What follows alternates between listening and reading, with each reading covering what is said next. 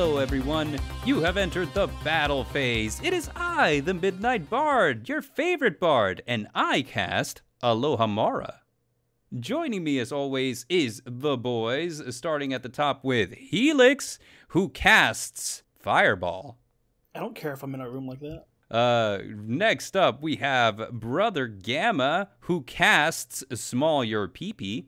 No, I thought I cast a curse. And lastly, we have Sacro, who casts a very tall shadow. I am 6'1". Sometimes.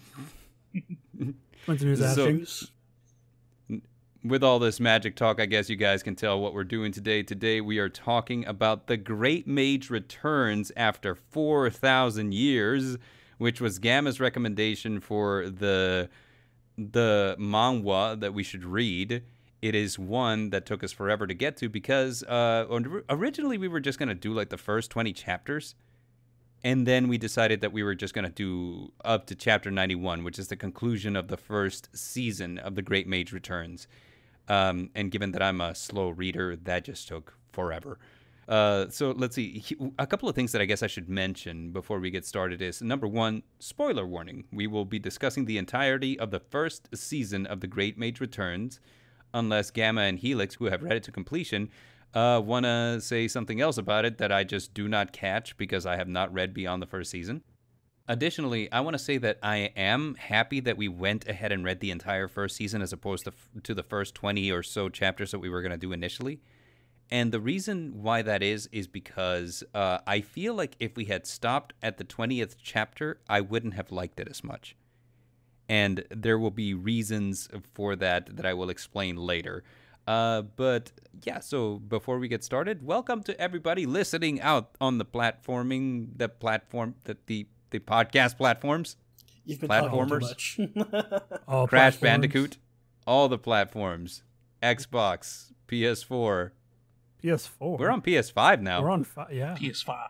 Well, I have a 4 sitting here in my office, and I have a 5 sitting out in my living room. So sometimes I forget that there's a 5 because I don't spend much time in my living room. Special shout out to all 4 people listening on your Switch. I think it's possible. I don't know. Never tried. Oh, The Switch can get Spotify, right? Like, I think Spotify is like our biggest platform.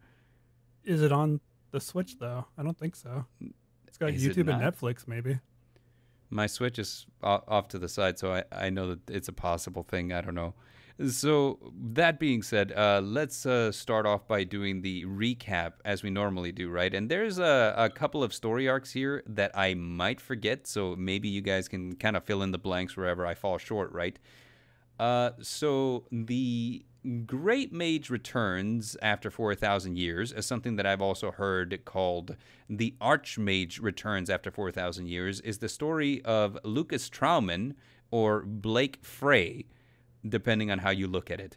Lucas Trauman is the titular Great Mage, and during his time 4,000 years ago, he was actively in battle against a group of entities known as demigods, particularly the one called Demigod Lord, who captured Lucas Trauman and placed him in almost like a pocket dimension where his consciousness was trapped for 4,000 years. Fast forward 4,000 years, and we catch up with Blake Frey, who is the weakest member of the Frey clan, attending magic school, where he gets bullied terribly to the point where he must self-end.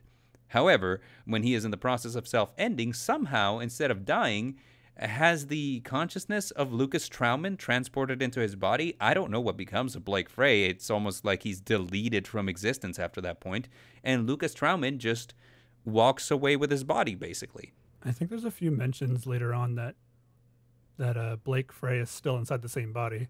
It's like he absorbed his consciousness because, like, there is times where he says that his body still acts on instincts whenever Right. a specific person is in range. Or when he goes home, he went to his home and he was like, oh, I feel familiar with this place for some reason. And he's like, oh, it must be Blake's memories. Yeah, so there's a lot of things like where we reference Blake, but it's almost like, well, also he doesn't do anything, right? Like so that he's of importance a little bit, but not a lot. It's his background that's honestly important. Right. And so once Lucas Trauman walks away with Blake Frey's body, which honestly I think his name is Frey Blake. I think Blake is the last name.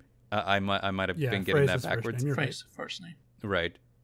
So he walks away with Frey Blake's body, and he basically starts a journey to augment his magical acumen to the point where he can reach the levels which he had before the 4,000-year imprisonment.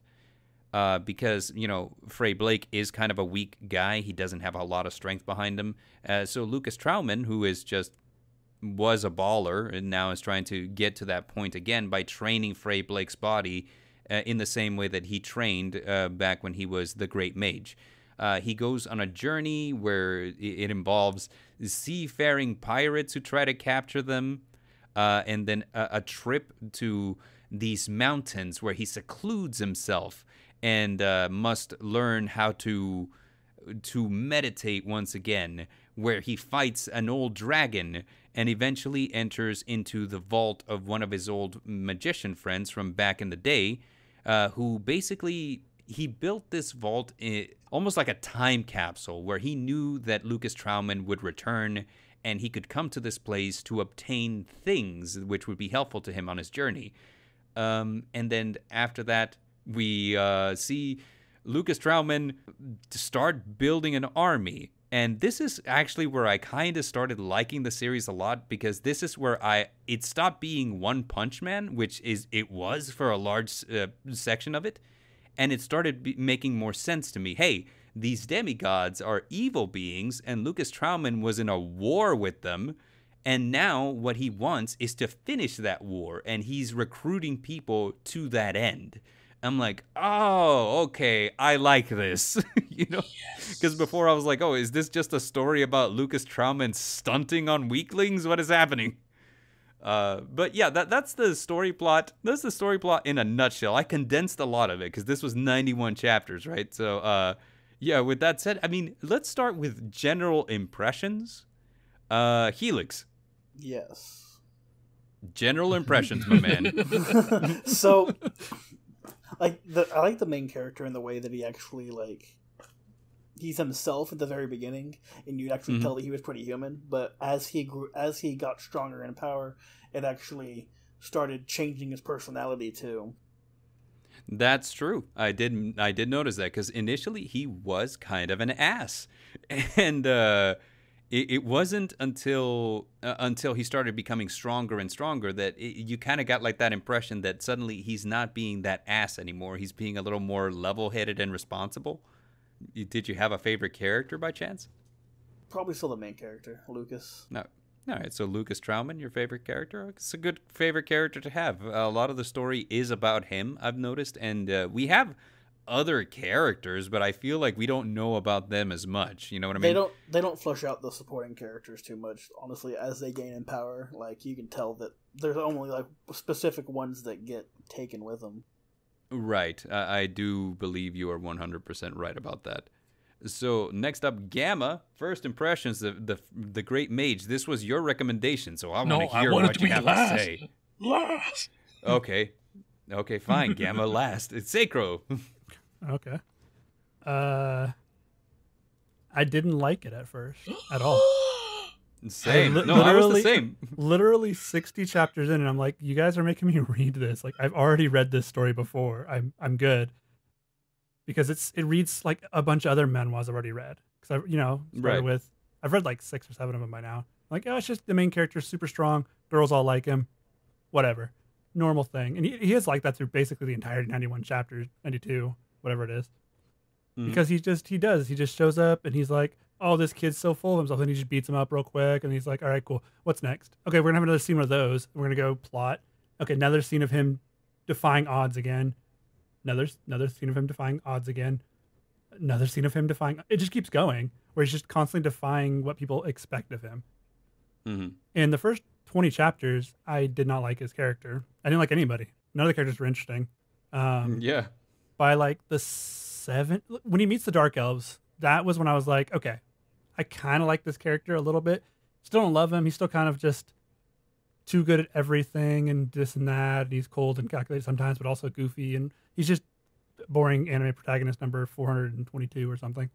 But then, like, by the time we're at the very end, when he actually starts working with the demigods, or the one demigod, I liked the character enough to be like, okay, I want to read the rest of this. I probably will read the rest of this at some point. But I did not care for a lot of the side characters as well. Usually I latch myself onto one or two characters. There was none that I was like, this is my character. This is the one I like a lot of. This is the one I'm going to look for fan art of later. There was nothing. I am with you on a lot of those points. And I guess since Gamma wanted to be last, I'll give my opinions next. I mentioned that I was happy that we didn't stop at chapter 20, because at chapter 20, I still didn't like it. It wasn't until towards the latter half, like, if we're counting percentages, right around 75% of the way in is when I was like, okay, I like this. And for a lot of the same reasons. And I have to lead by asking, are people in Korea okay? A lot of manhwa seem to start with a guy just being horribly bullied. You know what I mean? Like lookism. I mean, look at D&D. Most of the time people make tragic backstories. It's like the trope of most things like that. Well, sure, but I mean, like, for example, if we look at American animation, if we look at Japanese anime, and if we look at manhwa, I feel like proportionally, it is very heavy on the bullying, and not like bullying in the sense like an American animation where, like, oh, we'll call you dweeb, we'll take your lunch money, probably bump into you, and haha, loser, but like severe bullying where the person is considering ending themselves. You know what I mean? Hate to break it to you, but Japan, Korea, probably China, but they don't release their statistics, have high issues with these, with that last part. Like, okay, ending themselves, they have insanely high statistics for it because their societies require things out of them. If they don't fit in that mold, they kind of just fall to the wayside, which is kind of what happens in a lot of these stories.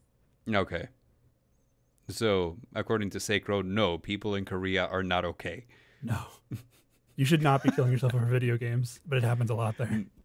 Right. So, Really? well, Esports people over there are like gamers, obsessed with video games too, man. Like I saw like that video of the one guy who played video games for like 72 hours straight, and then he Pooped in had a a bucket. seizure and died. Yep. I was like, whoa. Maybe they're just passionate about what they do, and whenever that passion dies... They too follow. Oh no, I did that in League of Legends. Did you hear the new League of Legends, like, not slur people are using towards each other? You know how people used to say KYS and whatever? That's bannable now? Yeah. The new one is Mom Go Sky. Why? What do you mean? It's your mom's going to die. Mom Go Sky. Oh, That's the new I see phrase now. they're using to get around it. Because I thought League it was is like- toxic no matter what you do. That's true. It is one of the most toxic communities. Supposedly. I've been called worse in Call of Duty lobbies, though. The thing is, I've in a lot of game lobbies, you still find people who are courteous. I have never been in a League of Legends game where somebody just wasn't the worst person ever. Like never. Oh, I've been playing for almost 10 years. I have. There's plenty of good people in there. It's just you also got the bad ones. Whenever you're low elo, you only get the Smurfs that are trying to. Right. Yeah. Well, Halo does that too. My brother's an almost challenger, and he's just dealing with that crap all the time. And so I'm gonna ask a favor of one of you guys, whoever wants to volunteer, because normally I'm pretty good with names, but this is the one time where I only remember Lucas Trauman and Frey Blake. I remember no one else's character. name. Except for Kasajin. I remember Kasajin because I liked him, but if somebody could pull up the wiki... Yeah, I have it. Yay. Anyway, so people in Korea are not okay. But that being said, just to give my impressions, I felt exactly as Sacro felt, that for a lot of the story, Lucas Trauman just felt like he was just unbeatable. And anytime somebody would show up, it would just be like, oh, I'm nonplussed about you being here. Like, you are no danger, no threat. Even in Frey Blake's body, I do not feel threatened by you at all. and the person would be like, "Oh, this kid is so smug. I can't believe. So I'm gonna use my big magic." And then Lucas Trauman would always have an answer. It's like playing against a meta deck in Yu-Gi-Oh with a rogue deck. It's just So the way I see that is he's already been level 9 before. He's just using level 9 skills in a level 2 body. Exactly. right. So Wasn't he using level 2 skills most of the time though? true, but he also has the you can't get to higher levels without having a finer control over all your magic. Let's face it. Whenever you're dealing with powers that can potentially wipe out a city, your control becomes so fine at that point that it makes a difference at lower levels.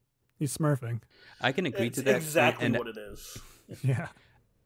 I think the biggest issue with it is that it went on for so long, though. So, but nobody knows who he is. Everybody thinks. Yeah, no, which is weird because he's saying it all the time. I mean, he's like not keeping it secret.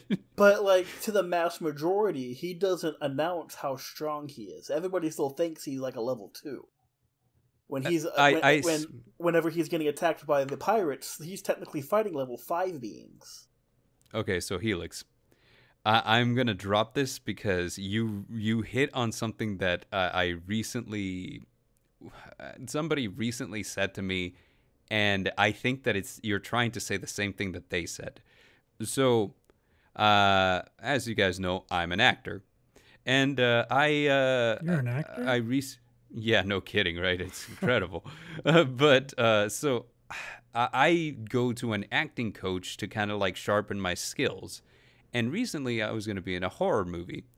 And one of the things that I had is a conversation with my acting coach where I was like, I don't know, man. Like, sometimes you ever feel like these characters just make like really dumb decisions? And he pointed out, well, nobody in a horror movie knows they're in a horror movie. You know what I mean? So they only make the decisions that make sense to them. And I think that you're kind of like hitting on the same point. Exactly. No one sees Lucas Trauman for Lucas Trauman. They only see Frey Blake, and Frey Blake has a history of being the weakest person. So I can see where you're coming from, 100%. I couldn't have worded it better myself too. Yeah, and I feel like narratively, so this isn't a complaint with the logic here anymore. Not you've convinced me. It's a complaint with a narrative now because I do feel like the author kind of lingered on this for a little long.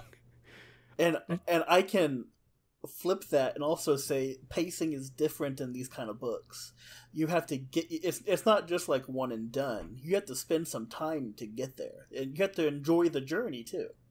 Damn, Helix just killing me today, man. Like, okay.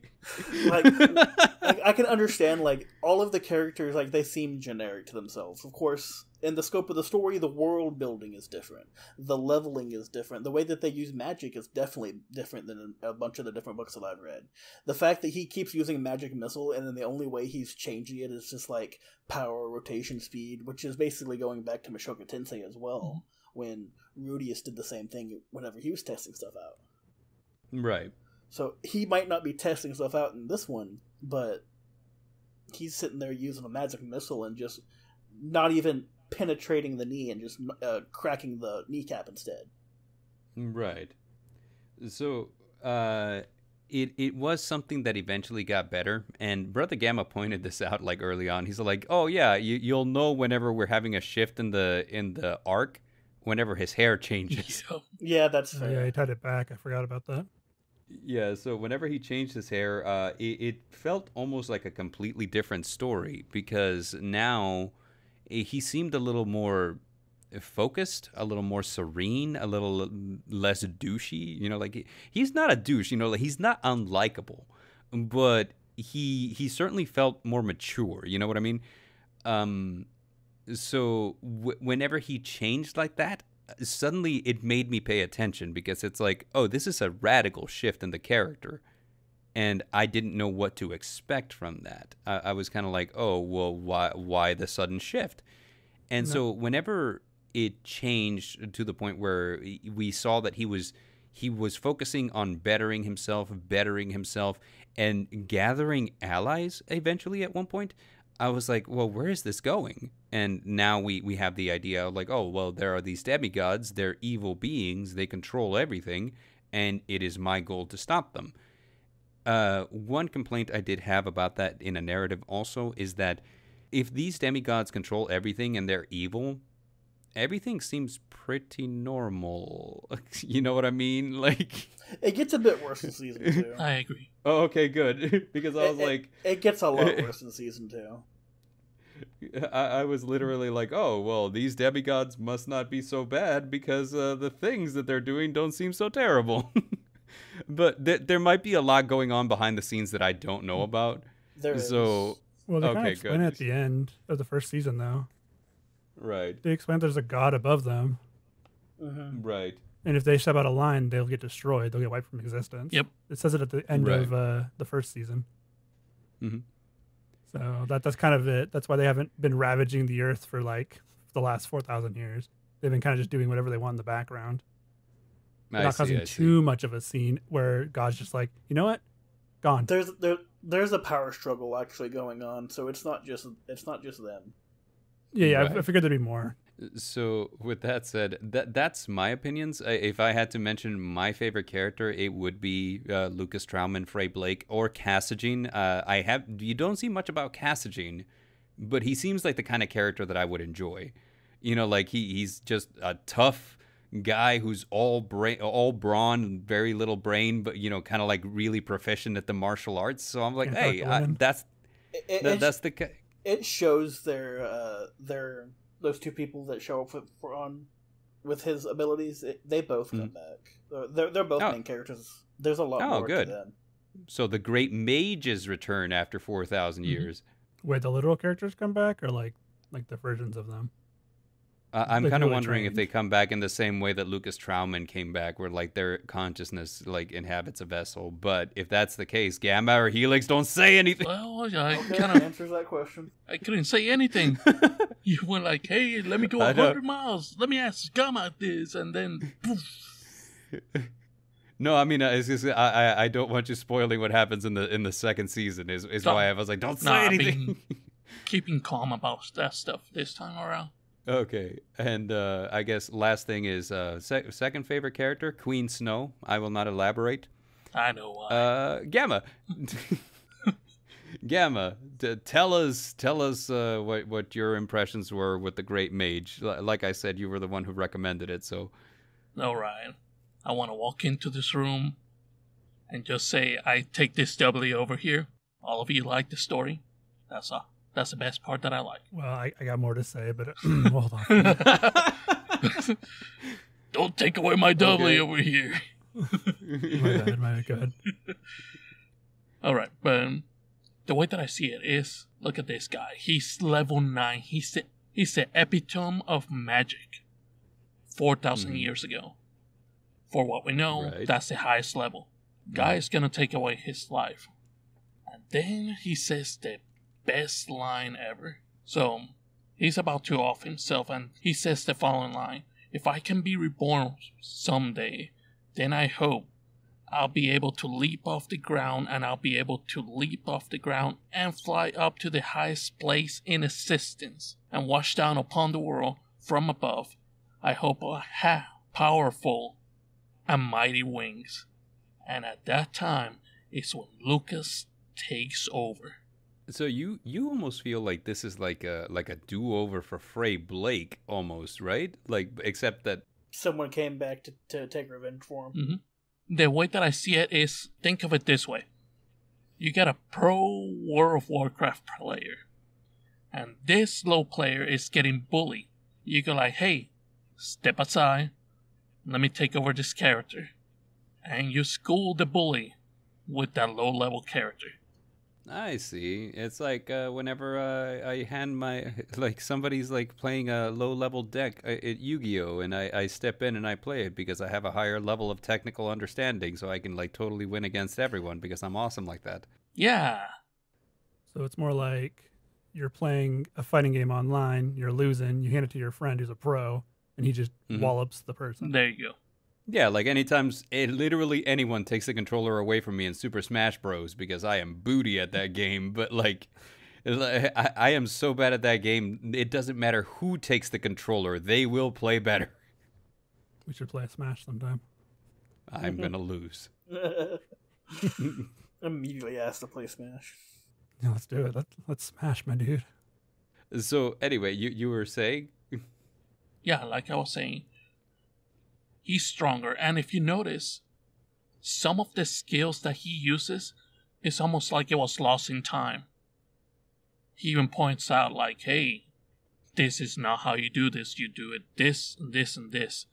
Even in class, and the professor wants to argue with him. Right. And he has to tell him, no, I know what I'm saying. So, yes, and the reason why I thought was because, after the Great Mages disappeared or were defeated, it was the case that humankind actually traveled backwards in their understanding of magic.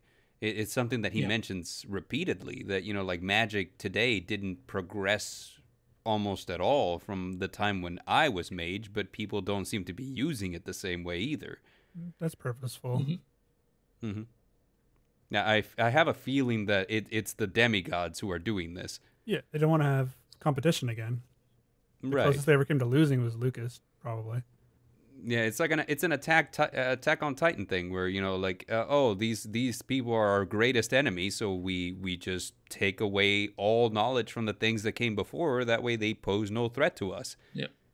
It's like they say, if with the history saying, if you don't know your history, you're doomed to repeat it. Sorry, I had a thought. If you've seen the 3-body problem, it's that. I haven't seen the 3-body problem. No idea what that is.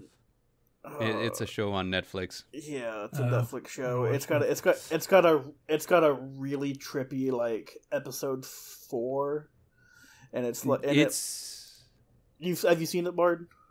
Yeah, all I know is that it's sci-fi as fuck. It is. It's got a really trippy episode that anytime you watch it, it gives you a sense of deep foreboding because of how like home it hits. A co-worker of mine watched it, and one time I was driving him home, and he explained it to me, and I was like, okay, that does sound pretty good, though. It's a nice mind fuck. Yeah. It's my understanding it's a 3-body problem because the main guy has 3 bodies, and he's trying to figure out which is the real him. That's not true. I made that up. Okay. I hate so much that you just did that, because...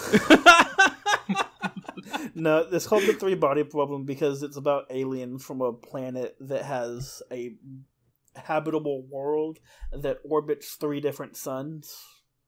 And every X amount of years, they encounter a catastrophe that basically wipes out their civilization.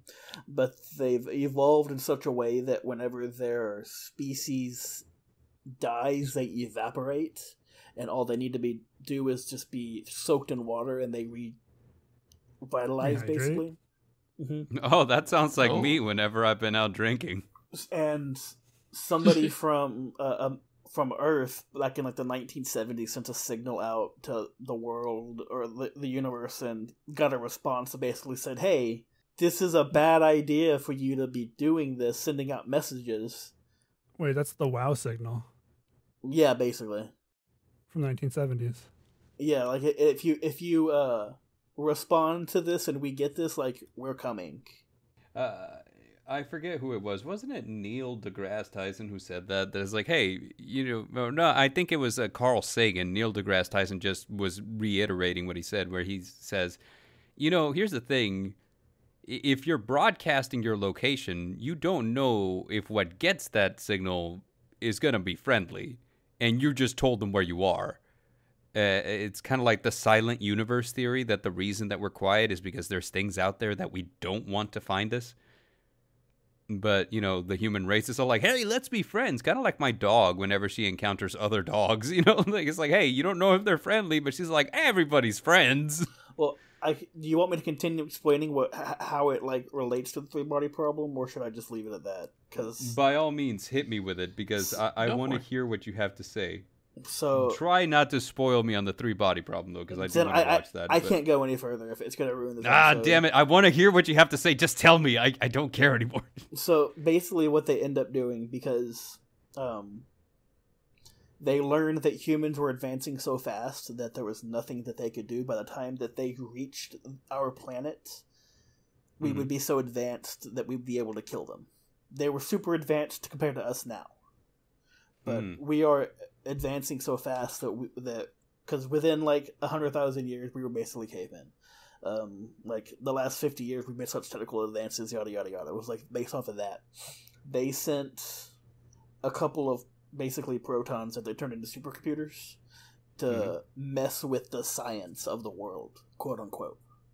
Anybody that was close to making a breakthrough, they would be threatened to stop what they were doing or die. There'd be like in the Large Hadron Collider, the proton would literally mess with the flow of the protons whenever we'd smash the atoms together. Oh, I see. So this is where you're trying to get it with the demigods. It's like, hey, probably any human that got too advanced in terms of magic would have one of 2 choices: either be eliminated or be assimilated. Exactly. You know, I got you. Okay. It's literally the Reapers from Mass Effect. Yeah, from Mass Effect. Uh-huh. Yeah. Okay. You know what? The thing is, you know, like it is a trope, I guess, but we've mentioned before that, you know, tropes exist for a reason, and that's because they work. It's nice whenever, like, I'm sorry to interrupt you again, but no, go for it. I like it whenever you can slot it into one, and then it trips you up, and it's just like, oh, I did not see that coming. Like I guess the mindfucks. Obviously, you read for the mindfucks. Yes. And but I do like that it is that it is. It's also Terminator when you think about it. But it is a tried and true plot. And I guess what happens whenever you do this, whenever you realize what kind of story you're reading, is you kind of have a choice to make. Do you choose to dislike it because it is something that you've seen before, or did the author do such a good enough job creating a good world, great characters, and high stakes that even if it is a story you've seen before, it's one that you're willing to enjoy? You know what I mean? I can agree with that. Can we say that we agree that the author of this manga, which I have listed as Barnacle? I wouldn't doubt that, honestly. Yeah, that's what it shows up on like the website that I've been reading, and it says that the author is a person named Barnacle. I know there are different like studios that do translations and they rebrand it. Yeah, Great Mage Returns After 4,000 Years. Authors Barnacle. Yes, status ongoing. That's all I got. Yeah, Barnacle. Yeah. Barnacle. So Barnacle, do we agree that Barnacle has created a fleshed out enough world or characters or high enough stakes that even though we know what this story is, we seem to be enjoying it all the same? I like the stakes on this one, honestly. I don't care for the stakes. I think the characters are super flat. And so the stakes, I just don't care who dies. I really do not care who dies. I'm just reading it because I'm learning things when I'm reading. Oh, that happens? Cool. I think that we are all in agreement that the characters could use a little more fleshing out. Well, I mean, because I like them, you know, like, but here's the thing. I have yet to find something that they do that makes them memorable, with the exception of exactly Lucas. You know, like he's the only one where I'm like, I like this character. I understand his mindset. I kind of feel for him. You know, the whole story arc where he went into his friend's dungeon. Wilson. What was his friend's name? Wilson. Did I say that right? Okay. Yep.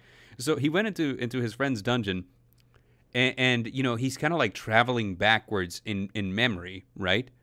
And that to me was kind of like very, very like, okay, I like this, you know, because I can see that whatever was happening 4,000 years ago was something that meant a lot to him.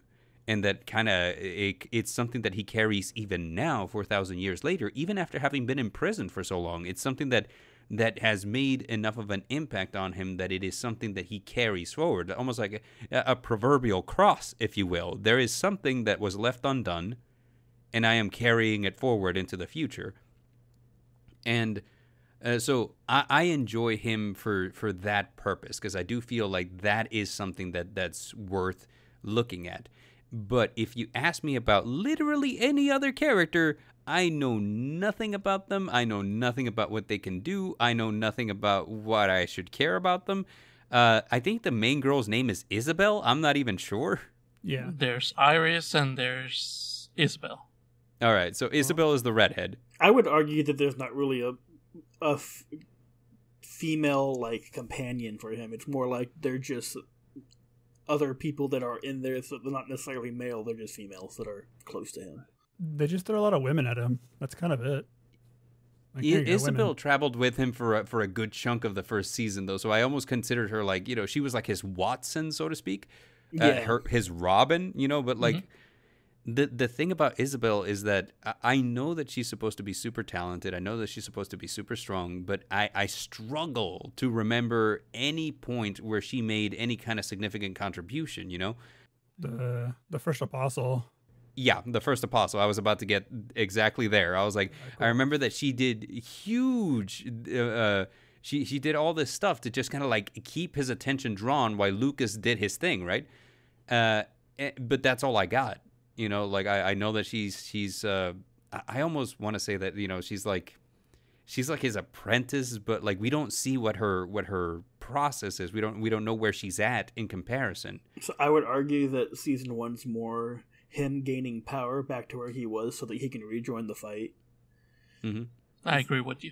Compared to what can the support characters do, because he's so powerful at this point in the beginning that nobody's on his level. Literally nobody's on his level except the top brass from the country.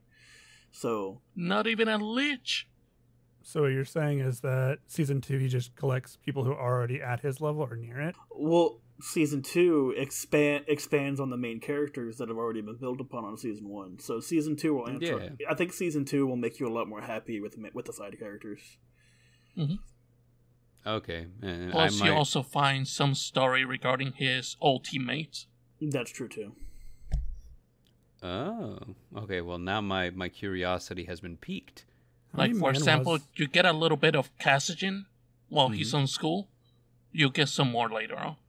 I'd argue that season 1 is, like I said, just building up his foundation for what's to come into season 2. So he died in a Dark Souls type thing, and now he's trying to get back to where he was so he can collect all the souls he lost, so to speak. He's in New Game Plus.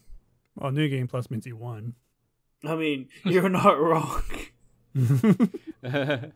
Well, he looked like he was winning until like Demigod Lord imprisoned him. What's that one game, Infinity Blade? You'd keep playing and playing until you died, and then you'd restart at the main character. Okay, Descendant number 62, you're up. Right. So I guess let's see. From this point forward, I've given like a lot of my impression on it. Helix, I really like your take on the 3-body problem. Like really, really good. Sacro, Gamma, what you guys got? You guys got something else to say? You could go Sacro if you want. Oh, okay. I mean, I might complain. You for a had little opinions. Bit. Yeah, I mean, yeah. Let's. So I've read a lot of I've read almost more manhwa than I've read manga at this point because I preferred watching the anime. So I don't know. I like watching it, putting it on the background, doing things that I'm doing, whatever. So I would always watch them, but most manhwas don't get turned into anime. They just don't. With the exception of almost exactly Solo Leveling. Solo Leveling did, and they did a lot of weird changes to it. I would argue that Solo Leveling was a novel first, and they were just basing it off of that. Did the novel come first? Yeah, I read the novel way before the webtoon ever released. Then yeah, it's a light novel first before it became a manhwa, before it became an anime. But a big issue I've seen in a lot of manhwas I've read is that the main character can never be upstaged by anybody. Mm-hmm. Like, it's just not allowed. Like, the main character has to be the main character. He's the main character. Yeah, Here's, and I'm sorry to interrupt you, but I feel like I got to interject here because I feel like this might be a cultural thing. And I feel like I say this in literally every episode that this is a cultural thing. But I don't think I'm wrong because I believe that China kind of has the same problem where your main character can have no flaws. Because if he has a flaw, he's not the main character. And I feel like in American animation and fiction and in Japanese, we kind of have a different thing because in Japanese, it's almost like you have to be humble, you know? So, like, your main character can be flawed, but it's kind of like a thing that they have to work on. And in America, it's almost like your main character almost needs to be a rebel. Whatever the status quo is, your main character has to be the one to challenge it. well, like even in anime though, like Naruto gets upstaged pretty much all the time by everyone around him until he slowly becomes better and stronger. Right. Like Sasuke shows him up the first time, Itachi shows up and he's just insanely strong. Then you got like pretty much everybody else who's doing their thing. They're all these strong characters showing how strong they are. And then this one shows up and every single character who ever tries to do anything that's remotely their thing, they get upstaged by the main character. He just shows up and he says, I'm better. Oh, you think you're good? I'm better. I feel like my quote this episode should be arguably, this is a book about a guy on a path to supremacy. Everything he does to like so one of the things that I've noticed is common in a lot of these books, like from Korea and China and Japan, a lot of them like these are to gain something you have to believe in it. So if you don't always overcome every obstacle in your way, then how that can means you didn't believe in it enough? Then how can you say that it's a supremacy? Then how can if you didn't reign supreme over everybody, then how can you call yourself supreme? Then how can you say that you walked the path of supremacy? That's the way that I see it. He's not necessarily always he's overcoming all odds because he has to. Because the path he's on is taking him up to fighting deities when he's merely a mortal. Yeah, but like overcoming odds is something. This man just walks through odds. There's no overcoming it. He's just like, all right, and there was a gate in my way. Oh, it's an automatic door now, and it opened as he walked through it repeatedly every time. Oh. But you gotta think about it. He was already at the peak before, so he's just going through the motions at the moment to get back to the peak. Yeah, but it's almost like he knows where the secrets are, and so he, you know how whenever you've played a video game a million times, like there's obstacles, but you know where they are. Yeah, but you know what I mean? Whenever you replay a game, you know all of the easy parts. You get back to the part that you were at, everything's new. You're going to start dying again until you figure out what you're doing. Does he start dying again in season 2? No, but... That's what I was going to say. Wow. Like, my dude just doesn't... Okay, so the manhwas and a lot of manga are just super hard power fantasies. They want your main character to be the strongest and just constantly wowing people. It's really popular. I mean, it's fine. I like reading those stories. Sometimes I get bored of it. I'm like, okay, well, the main character has no struggles, really. So, like, what are we? Maybe it's not that he's at the struggles yet. Maybe his struggles are still to come. Well, you even said season 2. That's almost 200 chapters, and he's still not struggling with a thing. I don't think he's gonna find any struggles except for the very final boss, maybe. I cannot mention anything without spoilers. Well, does he actually have a hard time making it through any of these fights or anything? Yeah. Or is he just like... Sure. Actually, come to think about it, like we might be looking at this all wrong, and I'll give you an example why. Because one of my favorite characters in American comic books is Superman. And the thing about Superman is that a lot of the complaints raised against Superman are the same exact thing, is that he does not struggle. But the simple truth about that is, I don't believe that's true. And the reason why is because for Superman, the struggle is not the fight. The struggle is the ideal. Like so for example, if we were to strip all the powers away from Superman, the fact that he's still a good person is the reason why he's Superman. Not the powers, it's the person, it's the ideal, it's what they represent. And I think that we have to kind of look at Lucas Trauman kind of in the same way, that he's very strong, but it's not about him beating up the other guy. It's about him pursuing his goal, in this case, a world free of demigod. To me, the way that I see it is Superman's main struggle is holding back because he wants to give light. He wants to give enough spotlight to his other comrades so that way they're a team. Well, it's only in Justice League comics and the actual Superman solo comics. My dude is literally invincible. He can spin around the earth and make it go back in time, and Superman can do pretty much anything. Superman can do pretty much before anything. He got nerfed. So, yeah, they did well, I nerf him mean, a few he gets nerfed all the time because authors just don't. They think that nerfing Superman is the solution to like Superman being OP, but it really isn't. And again, like I'll just throw this out there. Like my favorite Superman stories are never the ones where he's fighting. My favorite Superman stories are the stories where Superman knows that there's something that he needs to achieve that punching it cannot solve. And I feel like this is what we're doing with Lucas Trauman because, he's facing Demigod, and Demigod kind of like sealed him away once before. And they're in control of everything. And they're stronger than humans. And he doesn't have... And technically, he's a strong mage, but it's implied that even at his level, he probably wouldn't win. So it's almost like the story here is about how do we overcome that?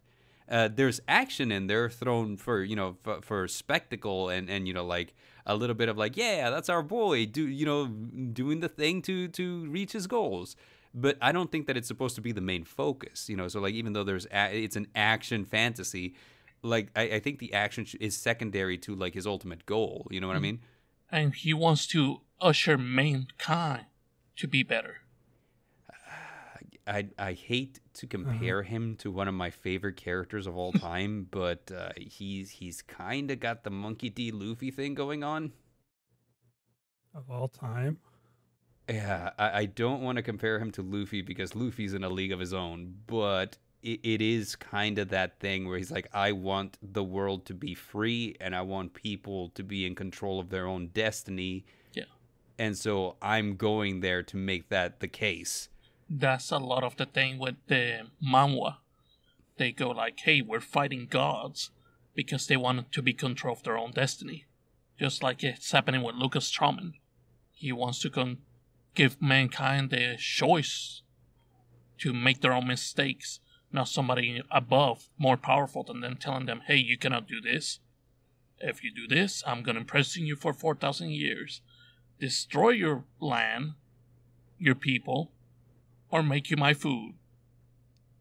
So I guess that I would feel a lot like this would carry a lot more impact if we actually saw what the hell demigods were doing. Because like right now, I'm still kind of iffy on what their deal is. Okay. Let me put it to you this way. Have you remembered Old Man Logan? The comic. I didn't read the comic. Okay. I only saw the movie, which was kind of based on the comic actually. loosely. You don't want In to Old Man Logan, every part of the United States is divided by a villain. Same thing with the demigods. So, okay. So, like, without spoiling too much, basically what it is that they all have, like, divided this world and, like, are reigning over a piece of it. Is that right? Yep. Okay. They still don't seem that bad. I mean, because, like, Well, people are going about their lives relatively fine. Power struggle. There's a power struggle. Just understand that there's another organization and leave it at that. Oh, okay. All right, it's like there are governors, and then there's Lord, the president. I wouldn't go too much further into that, or you're gonna spoil a lot. Yeah, keep it like that. All right. We'll keep it at But that. the stuff that I cannot say, the art for it is tight. Like that, I think that's why I understand like why y'all are just like reluctant up to episode 6 is because there was so much that they had to condense in a short time to get to season 2. Because season 2, it goes into a lot more. Like season 2 felt more fleshed out. Wait, they condensed it? 91 chapters is condensed? To me, yeah. That's like, okay, watch the first 1,000 episodes of One Piece and then you'll get it. And I'm like, I'm not sitting through 1,000 episodes. Here's the thing, though. Like, One Piece, by episode 37, you know whether you're on the boat or not. Like, I made it to episode 45 and I put it down. Okay. Twice. Yay. Make it to episode 100. No. The reason why I say 37 is because episode 37 is East Blue. That's when they walk to Arlong Park. So like we have seen Nami's story, and like honestly, for a lot of people, that's the jumping on point, because that's when they stop being a band of misfits and start being a crew, and their dynamic kind of shifts in that particular arc, right? But Helix is right that once you get into the Grand Line, things kind of change. I knew that I liked it probably by the time we got to Nami's backstory. I knew that I liked it. The question was I going to stick with it? And it was Water 7 where I was like, yes, this is fucking incredible. Skypiea almost lost me. Yeah, Skypiea almost lost me because Skypiea was weird. The first time I read it, Skypiea did lose me. But I'll argue Skypiea is the most important arc. Skypiea is important because like now when you look back on it, you're like, holy shit, like that Skypiea was just like full of things that were going to become important later. But the thing is, at the time, you didn't know. So it's like, now look in retrospect, Skypiea is fantastic, but like at the time, it's like try convincing that to yourself whenever you were at the peak of Skypiea. You didn't know what the rest of it was. Whenever you're at the peak of Skypiea, and you're like, Luffy is just. Oh my god, and Luffy is just like fighting Enel, but Enel is just like so strong, it almost feels like, why are we here? Like, and he had a type advantage. And he had a type advantage. So, like, I really felt, I was like, okay, Skypiea might be where I stop. But, Adrian, right, Helix? So Adrian told me, get through Water 7.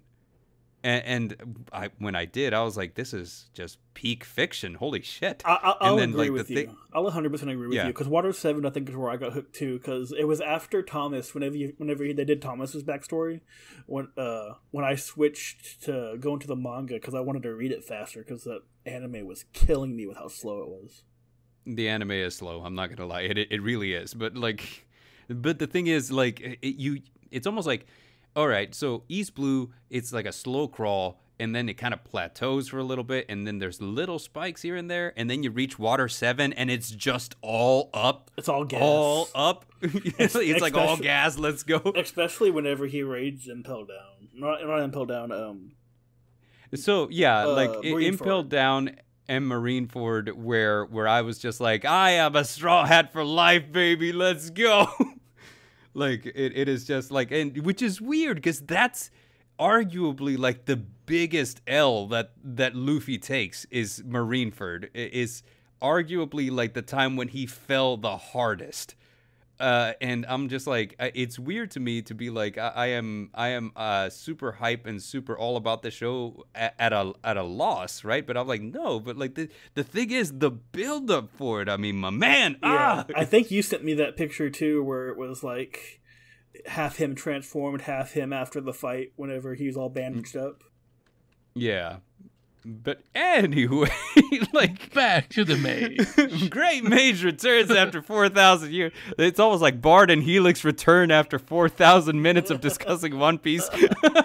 We're selling One Piece, folks. Spoilers for One Piece.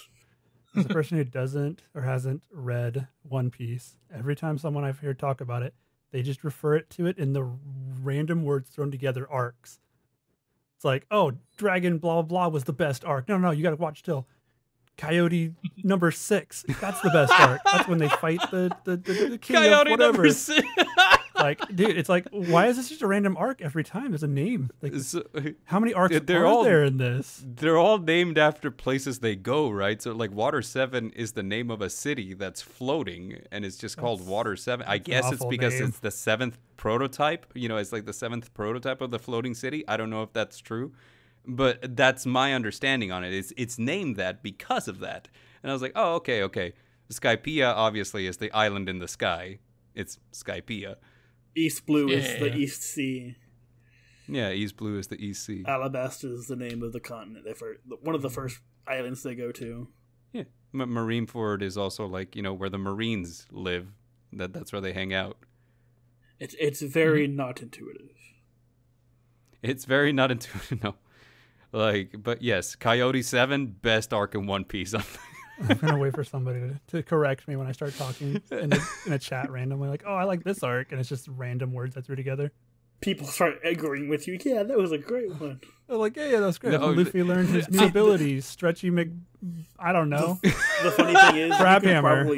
You can probably say something like Coyote 6, and people will think you're talking about something that's actually in it. The Coyote Pirates, Yeah. like, isn't that what? No, not Coyote, but Foxy. You Yeah, know, like- Foxy. I was almost And- there. yeah. And it's like so So, close that people might just think it's true. Here's the Don thing, Flamingo though. arc. I see Flamingo. where Sacro's coming from, because a lot of them do sound kind of like that. Because, like, say for example, if I mention, oh, whole cake, me and Helix know what I'm talking about, Whole Cake Island. But like that's just 2 words. It's a whole cake, you know. And if I said Punk Hazard, same thing, you know. Like it's just words thrown together. So I see where he's coming from, you know. But like, it's just funny to me because he said Coyote 6, and in my head I was like, is that a thing in One Piece? It feels like it is. I just threw. I'm not gonna lie. You started number. laughing. You started like dying of laughter. And I was sitting there thinking, is that something I'm missing? Because I don't remember it. Oh, I love it. You know, if Eiichiro Oda can't conclude One Piece, it's up to Sacro. But Sacro's just gonna be throwing things together, but somehow that's how it Didn't works. read the first you know, like 1,000 chapters, gonna start making something up. Like, okay, now they go to this place called the Cove of Alabaster, and they're going to fight this man. He's part pig, part crow, Man pig.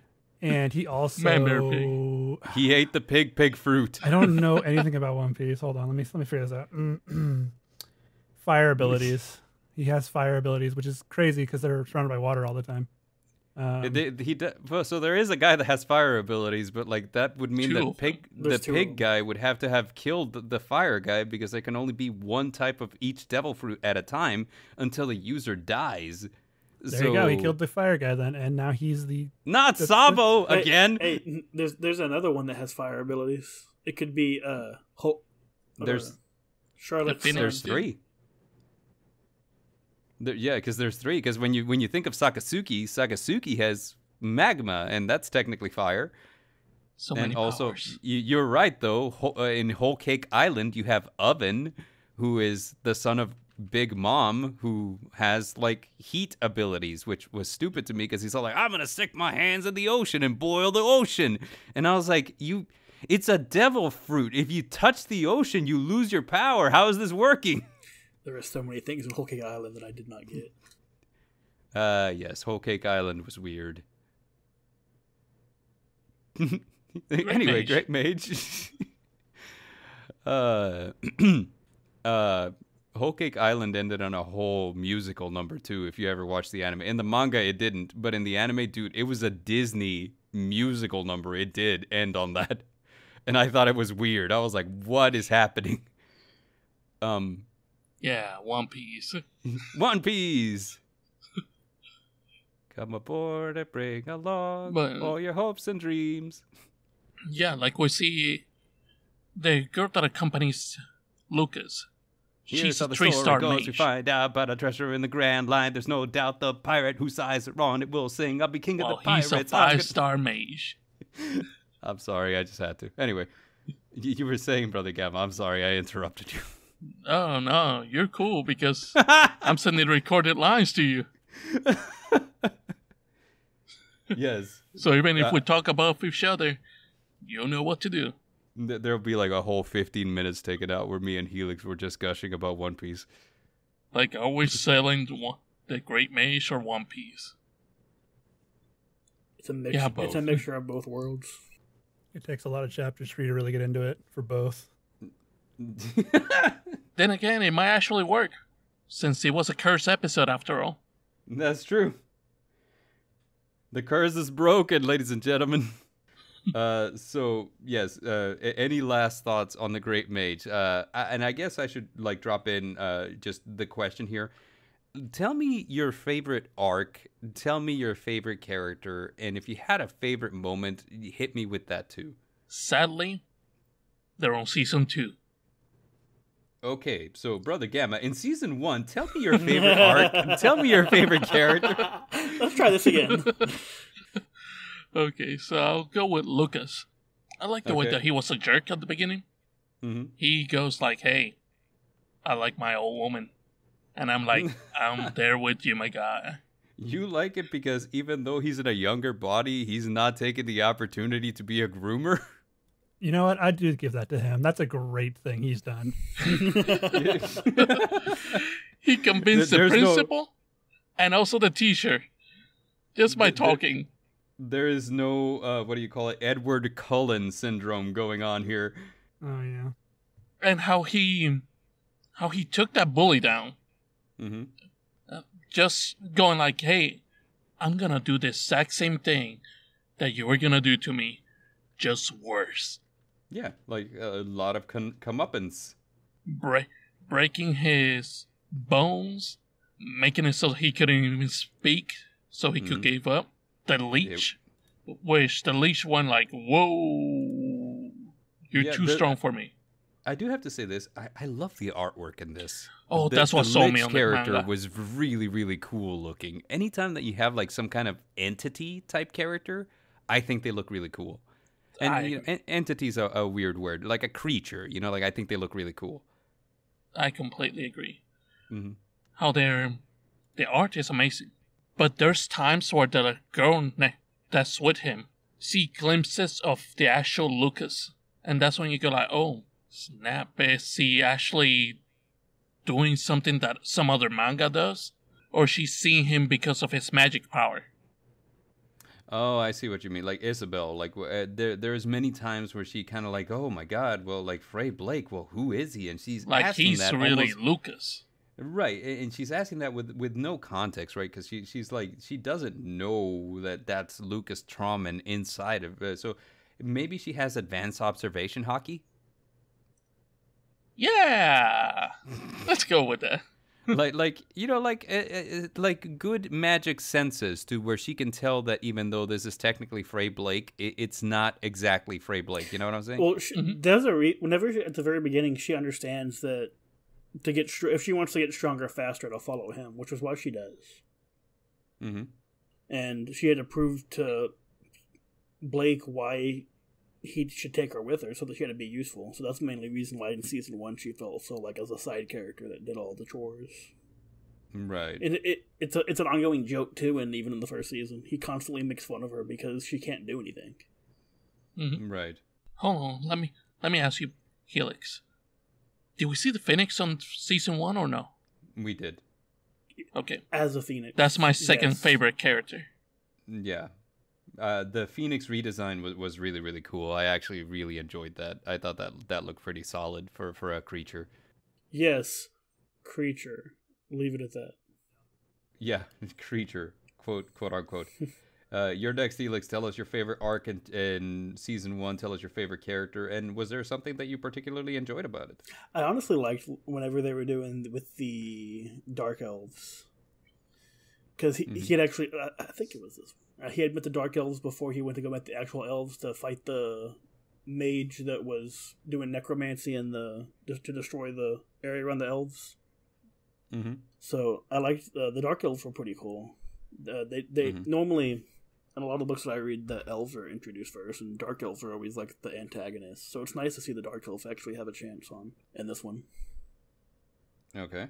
I still think my favorite character was Lucas. That's just because like it actually like he's an ass at the beginning, but he does start to get serious towards the end, and he takes what he knows what he needs to do, and he's trying to get there with every option that he can take. Even towards the end there on season 1, whenever he actually does swallow the gem to get the divine power, which explains more in season 2 because he only just has it in season 1. Yeah, it's something that we didn't mention throughout the entirety of the episode, which is fun to me, is a lot of the ways that he's getting stronger is by, number 1, meditating, and number 2, drinking creature juices. Yeah, well, elixirs, but yeah, you know, like made from defeated enemies or artifacts and stuff. I can't argue that, so I'll just leave that alone. But all right, Sacro. Okay. Yeah. No, I'm sorry, Helix. Did you have something else? No, that's it. That's good. Okay, Sacro, tell us yours. Favorite moment? Favorite moment, favorite arc, arc. favorite character. We're basically in the closing thoughts here. Still Adelia. Okay. I think she's funny. I think there's a weird thing with all the women drawn kind of the same. I don't know, this guy just has a type. Or whoever the artist is. I don't know who Oda the and artist Hiro is. Mashima would like to know The your artist location. has a Let's nice say- type, though. Toriyama, All these you women can look just the exact switch same. Goku's and Yeah, Toriyama's. Helix is right. it's just the hair that's different. True. Goku face. It's anime, you know, like you You got give. Goku face. Well, I'm not talking about their faces. All their faces look different. Just their body type's the exact same. They all have the Oda same literally said in an proportions. interview that the reason he drew Luffy the way he did was because he didn't want to draw a big muscly dude every time. He just wanted to draw a simple character. It's also the same reason why, you know, like the Super Saiyan hair is blonde is because Toriyama didn't want to keep coloring in Goku's hair. That makes so much sense. Actually. Yeah, it's look, when you're an artist, I mean- you find shortcuts where you can get them. You know, dude. Especially when you're having to pump out manga like they did back in the day, or hell, even now. Even now, yeah, it's still a huge problem. Yeah. In Naruto, when he drew Sasuke the first time, he hated that he had to draw his hair that way because he's like, it looks good, but I don't want to draw this hair all the time. And then it became his favorite character to draw once he got used to it. And then that's why he became his favorite character was Sasuke, and so he'd constantly draw him over and over again. That's why his clothes changed like. I never 15 times in the realized series. that. He's always got some new fit. Yeah, Sasuke got the most fits of anybody in the show. Naruto's literally Yeah. just Here's an orange a- And then there's the tracksuit. Shippuden one that never changes. Here is a fun one for Yeah. you, Helix. You and I are fans of Jujutsu Kaisen. Gege Akutami had to change two different Yeah. characters' hairstyles because he didn't expect Jujutsu Kaisen to go anywhere. Which ones? So Toge Inumaki originally had a certain haircut in what is now the movie, but before was like the basically like the pilot for Jujutsu Kaisen. Is that so why it was Jujutsu changed? Kaisen 0. Yeah, because if he had kept the hair the same, then he would have looked a lot like Yuji. That's fair. And the same thing is with Yuta. Yuta originally had a certain haircut, but if he left it the same, then him and Fushiguro would have looked the same. So he changed Yuta's haircut too. Anyway, Seikro, you were saying? For specific arcs, I guess I really liked the final one they went into where they had to fight the demon guy. I like when he makes the pact with, I can't remember their name right now. The demon Oh, he yeah, I know what acts you're with- talking about. I acts can't with in the remember thing. the name. Yeah, I know the one you're talking about too. Yeah. Yeah. He just shows up in their mind and he's like, yeah, I can kill you in seconds. He's like, you could, but let's talk for a minute. And then he's like, oh yeah, I'll make a pact with you again. That's cool. Yeah, we knew We're each other buddies, back kind in the of. when. I hate you, but we're buddies. Yeah, so they become friends, and then he leaves, and he's like, "Okay, so this guy I used to work with, he sucks. Let's break that bond. I'll see you later. No need to deal with this guy anymore." And then he think it straight was up Sora, gets right? murdered by Yeah, his I demigod. think it was Ashura. Azura. Too. Yeah, Azura. Yeah, He's a Azura. Yeah, for Azura's wrath or whatever. That's why that came in my head earlier. Which was a cool design too for a creature, then for an entity being. Yeah, it was also a very sick design. Yeah, I liked the elf, snow elf Queen girl. I Snow? can't remember her name. Top of my head. Now, did you like Queen Queen Snow? Did you like her as I the? thought she was cool. The As her apostle. alter ego. Yeah, or Their apostle form. I mean, I liked both. She, like a lot of the other characters, feels really generic. Like no real personality beyond. I The think pretty season girl two that gets more hangs out with there, them. too, so. I was hoping it Mhm. would, but I feel like she's gonna end up on the wayside again. No, Like everyone else just ends up on the wayside. I 'cause mean, my man's there's. journey's more I can important agree than- with you some there, but there's development for everybody. Like, it's probably not going to be as like development, or more like they show up again, they have a new thing they're doing, and then you're like, all right, see you later. I'm gonna go climb this mountain over here. You'd No, be stronger by there's the time I actually get back. development. Okay. I was hoping to be development, but like 91 chapters in, the only character who developed was the main one, and the Isabella kind of becomes better. She like learns from him, but most of her development started in the beginning, and then she kind of follows him around. Like she's just like, "Oh, I'm here. By the way, stuff Like, happened." we know that But we know that she's I'm doing just over here. things because she constantly mentions that, like we did see her try his method of battle meditation. But also she does make mention that I am doing, like, I notice that he is way above me and that I have to do what he does to get better. So, like, we know that she's trying to do what he does in an attempt to reach his level. It kind of reminds me Yes. of Frieren. How she has, but she actually develops her whole character, her personality, her abilities. You see everything as she's developing in 25 episodes or whatever it is. All that's Frieren done is right interesting there. in that we have a character who, for all intents and purposes, has reached the apex of her being, and we are seeing the method of her development through flashbacks throughout the story. Yeah. What I'm saying is that they have a side character who's learning from them, who Yeah, already is Fern. this great person, and you see her develop as a person. Fern develops as a person, develops her magically. Everything about her is actually, pretty decent. Then Isabella's just kind of there. She's like, oh, she's stronger now. Well, good for Cool. her. What did she do? I'm happy she's stronger. What did she do? And she doesn't do anything most of the time. They left her at the training thing at one of the circles. At the She's whipping them into Trauman shape. rings. Yeah. Okay, I can understand where you're coming from, but I think I can agree with you that a lot of these books do that.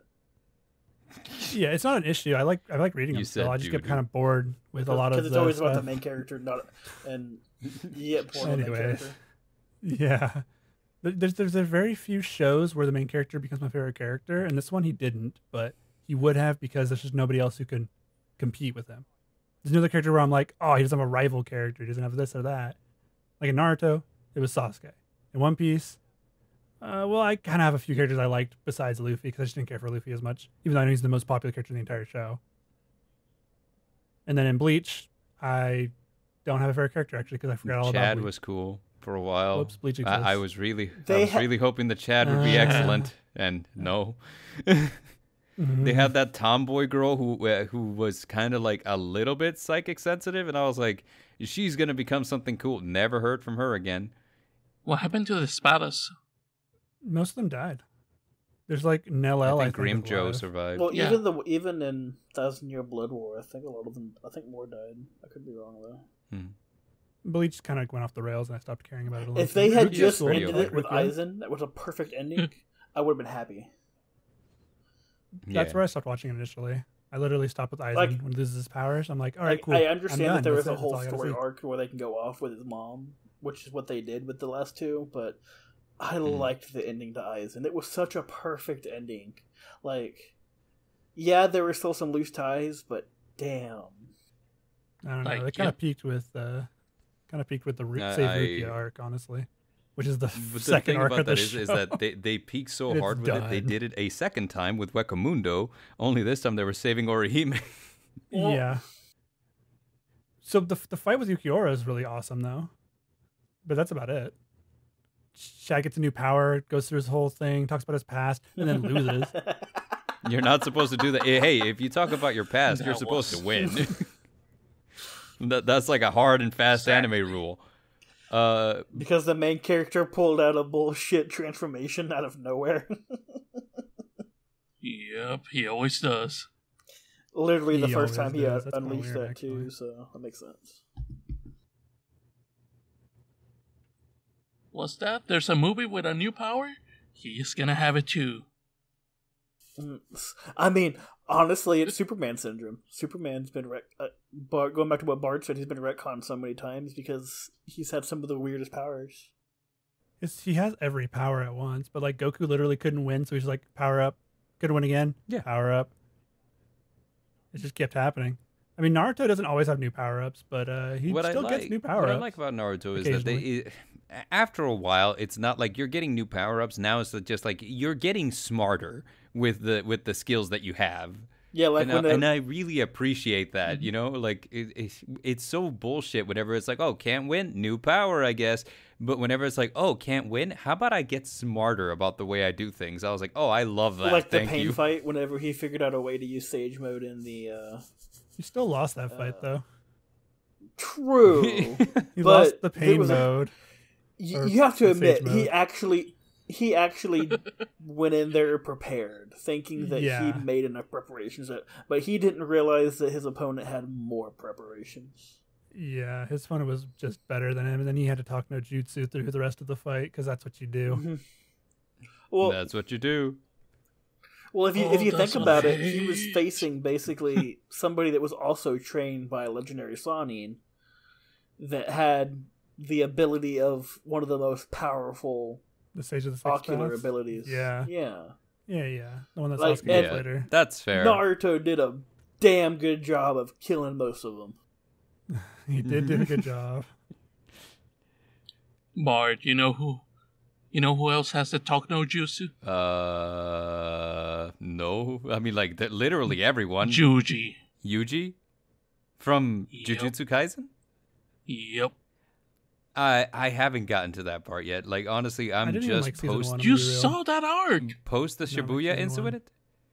Yeah. Yeah, like he had like the whole talk with Mahito, but that was really about it. He's just kind of like chasing him, being like, "Hey, you know what?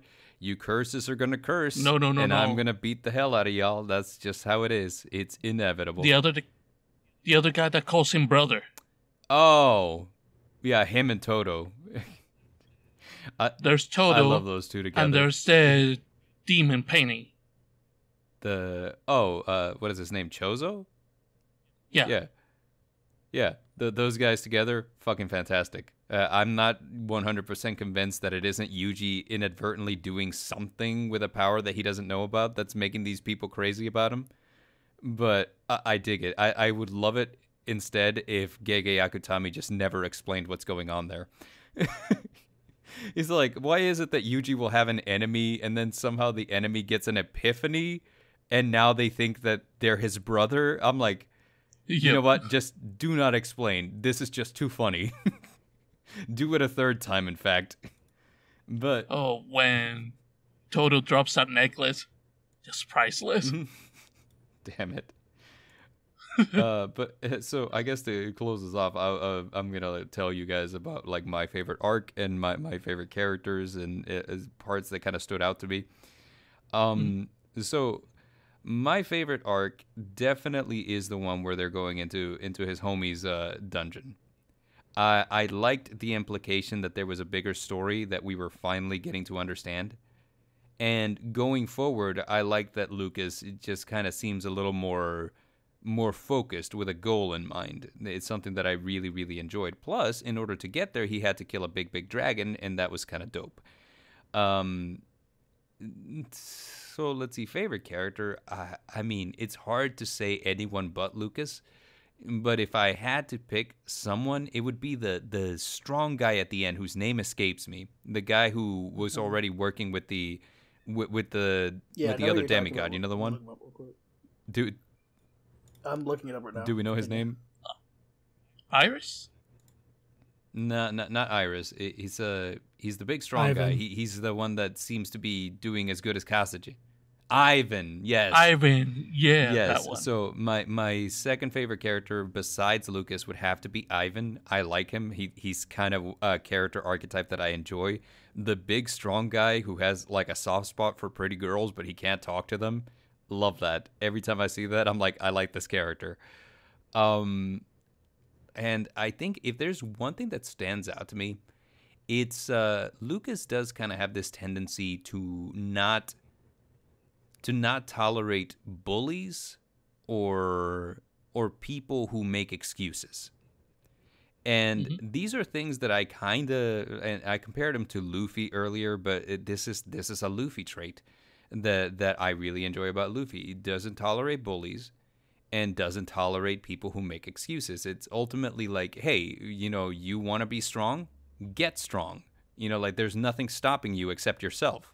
There were several panels that I kind of sent out in the group chat where I was like, I do, you know, because Brother Gamma, you had mentioned that Lucas reminded you of me. And I didn't see it until then, whenever he says, how did I get this strong? Effort. And I was like, damn it. Like, that's it. You know, like that's exactly how I think. It's like, hey, you know, like how do we get to the next level? Effort. We try. And if we fail, we get up, we try again. That's just the way I function. Um, so whenever he was, there was the, oh God, these are the characters whose names I don't remember. He made a friend with a guy on the pirate ship when they were fighting the Lich. He's from The rich guy. the rich guy. What's his name? Yes, June Parawan. Yes. So him and his fiance. What's don't know her name. What's her name? Hold on. I'll find it real quick. No, I won't find it. Oh yeah, Sonia. Sonia. Right. Oh yeah, I So- forgot about her. I liked her. Yeah, so she was cool, like, and she was kind of like this knight, right? And whenever we first meet her, she's kind of fighting against these guys, right? And she's outnumbered. Everyone else has fallen, and of course, Lucas being Lucas just kind of shows up and walks all over them, right? And then they kind of travel together. They meet again at the Parowan estate, where Lucas had mentioned about effort.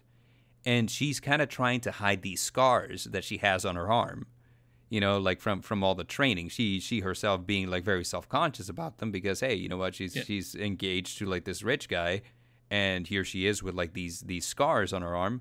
And Lucas kind of says something to the effect of, hey, do not be ashamed of these things. These things aren't, ugly. They're traces of effort. If anything, you should wear them with pride. And I resonate with that so much, where it's just like, yes, sometimes when you're trying to accomplish things, you're gonna get hurt. And those things that you carry with you, whether they be like mental scars, emotional scars, or some kind of trauma, you try to hide it because it's ugly, but at the same time, it's like, these are proof that you survived something that tried to harm you. And I'm like, you shouldn't be ashamed of that. As a matter of fact, you should be proud, stand proud with it. And so, these are the times where, like, Lucas acted in a way where I was like, okay, I see it. I see why this is good. And I'm curious to see where he goes, So, yeah, that was my favorite part of the entire first season. He left with the other demigod, whose name I want to say is Ricky. Yes. Yeah. Ricky. Okay, yes. Ricky. Yes, I remember. I was like, Oh. oh yeah, demigod named Ricky. Oh. I'm like, Ricky, really? Hold on, Bart. Yeah. Since he appears on season 1, he's my guy right there. Okay, Ricky is your guy. Good. Yeah, that's why I didn't want to say anything. All right. So he leaves with Ricky off to meet with the other demigods. So I'm like, yeah, like fantastic. Let's see it. I want to see where this goes. So yeah, that is the Great Mage Returns After 4,000 years, season 1. We had opinions. So I'm gonna do something different here at the end of this episode, guys. One by one, would we recommend it? Sacro. Why'd you start with me? Hold on. If you like a strong characters, but not strong in a traditional sense, and like he's physically just insanely impressive, you should read it. If you want more out of your side characters and you don't want to read 180 chapters to get anything out of them, I would say no. Don't even look at it. We're gonna count Sacro as a no. Gamma. If you want to go on a journey, that's worth it. And almost as good as One Piece. And less than 1,000 chapters. I mean, those chapters are long, though. These are long chapters. I agree with Sacro. I would say, But it's less than 1,000 Yeah, once chapters. they're I 95, and we also don't know where they're gonna end. So I mean, they're gonna end when the man passes away, and he says, "Here you go. I scribbled on a napkin somewhere. Write this," and that's it. That's the end. I take issue with you saying it's almost as good as One Piece. I do not agree, but it's got One Piece elements in it. So I mean, for whatever that's worth. You'll see the rest of the One Piece elements on season 2. Okay. Because one of the good elements of One Piece is good world building, and I think this world's kind of flat, so I mean... Oh, you'll see the The world. is building. very Okay. flat. I didn't even think about that. Yeah, it's very flat, actually. It is. So There's a lot of we're peaks, though. counting... A lot of mountains. We're counting Sacro as a no, we're counting Gamma as a yes. Helix. Honestly, I like Sekros too, because if you've got time to kill and you want something good to read, yeah, sure. But if you don't read often and it's not something that's like in your wheelhouse, then yeah, I'd steer clear as well. Like Okay. I like action though, so I don't mind the like ones like these. I'll always read these. This is an easy like 3-day read for me. We're gonna 3 count days. Helix as a yes. Took me Yeah, 2 I read. weeks. When I say I read it took me a lot, long time too, dude. I was like good admiring lord. the art, like, oh, it's really pretty here, and I'm like, oh, I haven't read in a little bit. Let's keep going. I think I finished season 1 in 1 day, and I think I got hit chapter 100 the first day, chapter 150 the second day, and the third day I finished it. I read 30 chapters. Oh in a yeah, day, you did. and that was me I read 100 reading chapters it in a almost day. the entire. Well, I didn't read the entire day, but I was Oh. like 2 hours on my couch. See, we kept pushing it back as the recording of this episode. Initially, because I couldn't catch up fast enough. Like, I kept thinking to myself, yeah, it's just a few more chapters. I'll get there. And I just could not. So, like, I was like, crap, we have to push back another day. So whenever I finally made it, like the day that we were supposed to record it for real, I read like 40 chapters that day just to get to where we needed to be. And then we had to cancel for a different reason. Yeah, So- I think it we was just- me. as well. we kind of I kept think doing that, after- like, I'll be if honest. I'm Most not- of the times was me. I'll be honest with that. I'm not gonna lie, but I think we pushed this episode back like 8 times total. Like it was a lot. And so for those of you at home, that's why we keep referring to this as the cursed episode, because it just would not happen no matter what we tried. Yeah, the last time we scheduled it, I had a back spasm, and I blamed these guys because they scheduled it like 8 a.m. whenever I woke up, and it happened, and I was like, I hate you guys. Yeah, we were like, hey, we're recording Great Mage tonight, right? And then he looks like, oh, my back. Usually I flat on Yeah, his like back it was on hard. his bed. It was hard to sit down for like. It happened Friday night. No, when did it happen? Saturday morning. One of those two mornings. I can't remember. So I had Saturday, Sunday. Luckily, I came into work yesterday and I was able to sit down, because Saturday night I wasn't able to sit in my chair and lean back. Anytime I'd start leaning back, I would like twitch so badly because my back started stinging. I recommend Ice Bath. We're counting Sacro as a no. We're counting Gamma as a yes. We're counting Helix as a yes. So let's see. I would say I'd say yes if you have time to kill. No if you're like. Don't want to read 100 So it's a maybe. plus chapters to Yeah. actually get into it. If you're not one of those ones that like reading long books. I'm kind of like absorbing your vibes here. Like, I'm not just hearing what you're saying now, but I'm hearing what you said throughout the entire episode whenever I kind of like generalize what your answer is. So, you know, like Helix, you kind of stood up for it a lot, and you made some really great points. Well, So I've read lots of books like this, so I like to argue the negative. Devil's most of the advocate? times. Yeah, like why you should pick it up, or your point is this. Let me flip it around and think of the point that's happening in the book as well. That could be another point of view. Yeah, and I don't disagree with that also, because here's the thing. If I hadn't adopted that mentality, we would have stopped at chapter 20 and I wouldn't have liked it. And so, like, the fact that I made it all the way to chapter 91, and I did, is kind of like a testament to that. It's the whole don't judge a book by its cover thing, which I think is stupid. That's an idiom that's accurate, because when you really think about it, that's what book covers are for. Like, it's got a synopsis of the book in it. It's got a picture that tells you what it's supposed to be about. The picture Like, draws you should in. be able. The words keep you there. You should be able to judge a book by its cover, is what I'm trying to say. But that's neither here nor there. What I am trying to say is, in my opinion, it is long. It is very long before you can get to like a semblance of the story having merit, or like having any kind of deeper merit than just, oh, cool guy, you know, beats other dudes with magic. Which, if that's your thing, dude, like, I'm not gonna turn you away from it. As a matter of fact, I'm gonna say, no, this is 100% for you. Me personally, I like stories that have a lot more substance, you know? So if we can get some kind of like a philosophical quandary on the inside, or like some kind of like deeper meaning in there, it is something that makes me like a story more, which is why I enjoyed this one more whenever I got to know more about Lucas, when I got to know more about his goals, when I got to know more about his personal philosophy. I was like, okay, now I like it. So it is long. It takes a while to get to that point. If you just love action and cool art, like really good art, just excellently drawn characters, creatures, and environments, this you can't go wrong with the Great Mage. If you like your stories like me to kind of like hook you in with a little bit more depth right out of the gate, and you don't have the patience, then probably not something you might enjoy out of the gate, off the bat.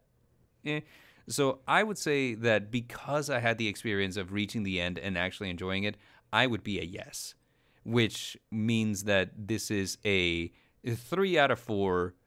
We would recommend. Yay, good job, team. Curse broken. Yay! Curse broken. Yeah. And now it's going to take us 9 other tries to record the next one. Coming up next time. No, I think that... Figure out which one we do first. Is it Helix or is it Crow's turn? It is Sacro's turn. Oh, it is? Let's go. Yes, yours. We asked initially what we were doing. I said Kaiju number 8. Gamma said The Great Mage Returns. The next person to answer was you. And Helix had said that he would decide later, or that he would put titles on a randomizer wheel and decide that way. Awesome. And so, yeah, Sacro, you're the one who picks next. And your choice in that case. Do you wanna like do an anime? Do you wanna do a manga? We could do both. So with that being said, we're just gonna close this one out. Great Mage, 3 out of 4 would recommend. Yeah. And thank you for joining us on the Battleface podcast. Be sure to follow us on our socials. We are on Instagram at the Battleface. We're on Twitter at the Midnight Bard. You guys are on Twitter too, I guess. I don't know. I'm at Sacro Games. I actually don't know what my Twitter handle is. I'm not on Twitter. Sacro Games. Stay off Twitter. Gamma is at Gamma Akutabi. And Helix. Helix just Gamma at G Akutabi. I'm a and hermit. Helix, I don't have one. I was gonna say Helix lives under a bridge somewhere. If you know the right bridge at the right time of day, and you know the password, a portal opens. Questions 3. But until next time, I have been the Midnight Bard. These have been the boys. Adios.